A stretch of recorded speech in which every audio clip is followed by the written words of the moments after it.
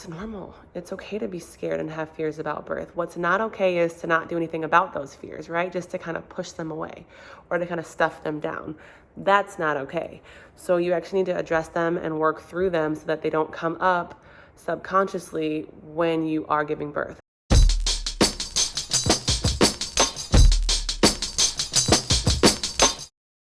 Hello, beautiful people. It's Damiana. Wanted to just share something that came up for me, and I know that it will resonate with you. So I am preparing for my pregnancy. Right now I am 16 or 17 weeks pregnant. I have no idea because it's my third and that's kind of what happens. But I was thinking and reflecting about my birthing fears this time around. Life is totally different than when it was when I first was pregnant. Some things are similar, but there's a lot of things that are way different. And it had me thinking about my first pregnancy and how it was a really great pregnancy and everything like that. I didn't get the birth that I had planned for and prepared for and had wanted. It was traumatic for me. And trauma is like a relative word, you know, like each person's trauma, you can't like quantify it or you can't compare it and things like that. So my traumatic birth might be very different than someone else's traumatic birth, and I'm fully aware of that. Like, yes, we both were healthy. Yes, healthy baby, healthy mom. But I wanted more for that, right? Like I wanted more for me. And I really felt like birth is a birthright, right? Like this experience as you cross that threshold and walk into motherhood, like as that next, you know, like portal opens for you, like it should be something that, or it can be something that is very beautiful and blissful and like celebrated in just like this really empowering experience. And I didn't have that for my first birth. And then postpartum for that too, it was really difficult for me. I was isolated and alone. I gave birth. My husband was able to make it for the birth. He flew in from Russia to make it there. Luckily, you know, he got some time off from the team and he was able to make it there. And Juniper was born, you know, when he was there, fortunately too, because we didn't have a like scheduled C-section or anything like that. So it all kind of aligned, which was really beautiful. And that was a great takeaway and like a positive from the whole birth experience is that, you know, my husband was able to make it. The experience itself was very traumatic. And then also the recovery and postpartum was very, very, very hard for me. Extremely difficult. So he left to go back to Russia to go back play overseas. A couple days after I gave birth, I was discharged from the hospital, and that same day he had to fly back out to go to work. So luckily, I mean, I was in Chicago with my family, like at my mom's house, so I did have support on that end. Everyone worked, you know, regular like 9-to-5 jobs in the office, so I was home alone, you know, like all day. But I had some help in the middle of the nights and when they got off of work, and I was really grateful for that for the first, like the first 6 weeks or so when I was there.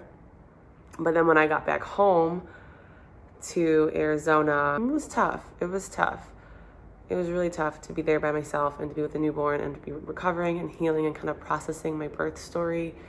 And then also on top of that, we ended up going overseas to Russia a couple months later when we were able to get all our paperwork and visa stuff situated. And like we just were waiting on that. Like I just was waiting to get overseas to reunite my family together. But once we did that too, it wasn't all that I had hoped it would be. It wasn't all that I had imagined and envisioned either. It was extremely difficult. I hit a funk. I had postpartum depression. It was like undiagnosed, but I look back now and I'm like, now that I know 100% that's what it was. Mommy, I will pee on the floor. All right, I'm gonna come upstairs in a minute. Ow, I hurt myself on here. And that's my house when I fall on the pee. I slept on pee. Okay. And my color was when mommy was on the call. Thank you. Yeah, I'm making a video. No. What do you mean no? Watch it. Wait. Turn the camera up.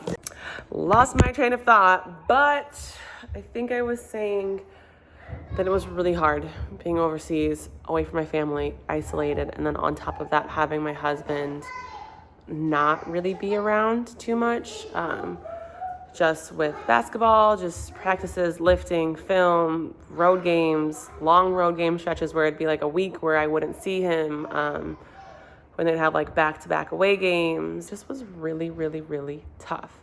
And to be alone and isolated in cold Russia with no sun on top of that. So it was like seasonal, you get the seasonal funk plus postpartum funk.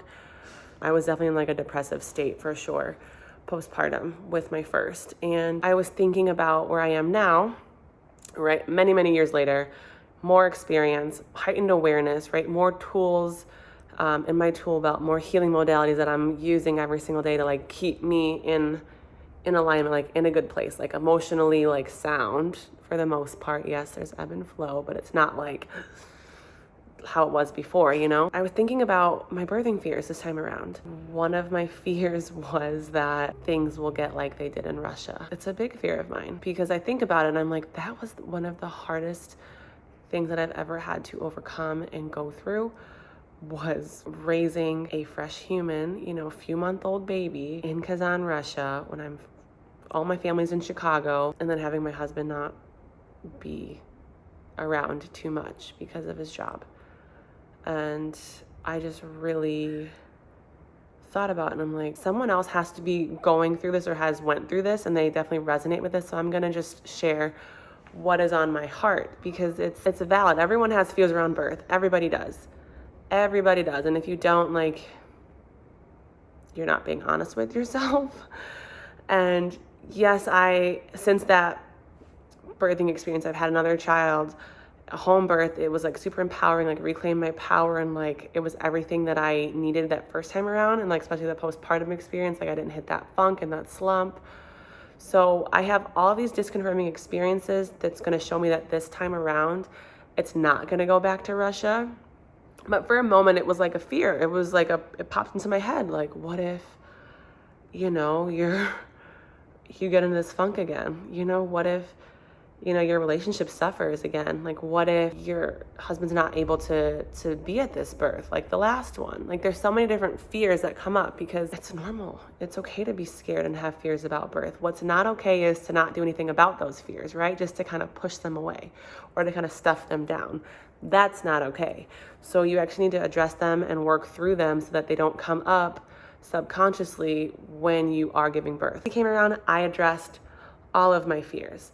And then now this one's a pregnancy, I need to address some fears again. I have to do some more work. And it's okay, right? Because some of the fears that I have this time around are similar or the same ones that I had before. So like I said, falling back into that funk in Russia that I had. Another fear is that my husband's not going to be able to be here, right? Like maybe if you have been around for a while or know more about me from like Instagram or whatever it is, but my husband is overseas, can't come to the States, and I have to either go overseas to give birth.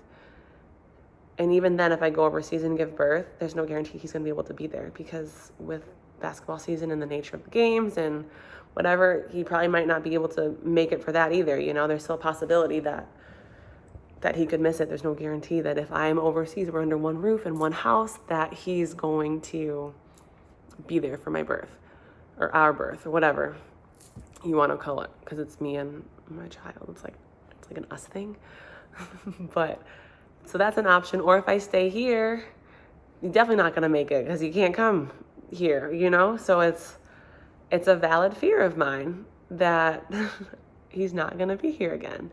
And I have birthed without him before. So it's nothing that I can't do. I'm just afraid that I just don't want to do it again. I don't know if I'm not sure if I want to do it again.